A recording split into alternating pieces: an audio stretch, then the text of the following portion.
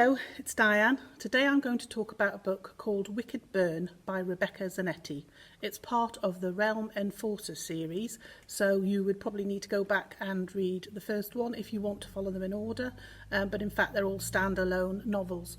However, because Rebecca Zanetti writes quite a few series, and she wrote Dark Protector series first, which was the basis. This is based around that, and all the characters sort of are interrelated. It might be worth starting at the beginning.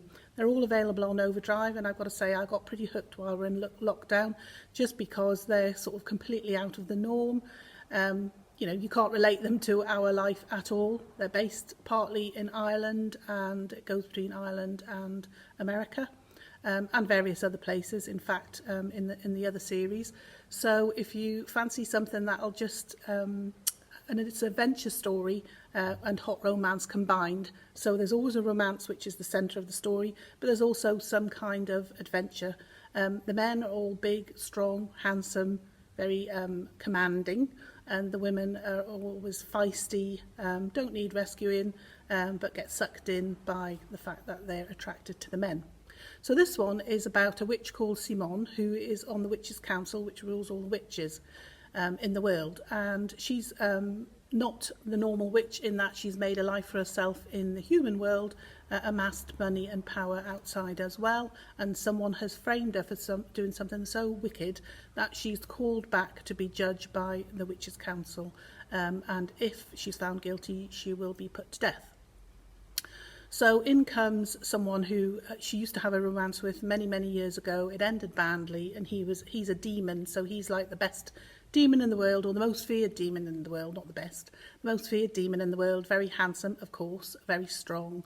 And of course he's come back finally to claim her after the wars that were going on between the various species. So I won't tell you any more than that because it will spoil the surprise, but if you like hot romance, which is completely imaginary unless you believe in vampires, shapeshifters, demons, etc., you can give it a go.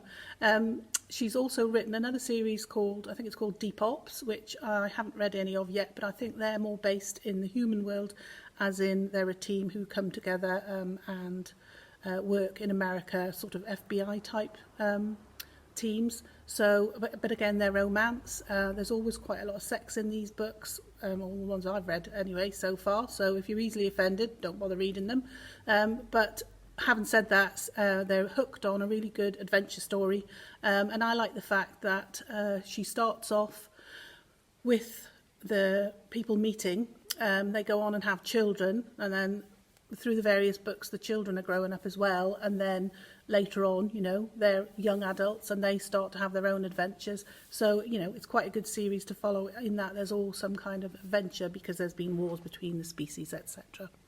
Anyway, if you don't want to borrow on Overdrive, you can also borrow books, similar kind of paranormal romances, in the library. I mean, we have J.R. Ward, she does lots of paranormal romance, Laurel Hamilton, Charlene Harris, Jim Butcher, he writes really good books based around a wizard, but they're not quite the same as the sort of romantic paranormal ones, which always have a man and a woman at the centre, falling in love. So Jim Butcher's slightly different, but again set in the kind of completely paranormal side of things rather than human society. So give them a go. If you haven't tried anything like this, it might be worth a look, just if you want to have a complete fantasy episode which bears no relation to real life, and we all need that at this time, a bit of escape.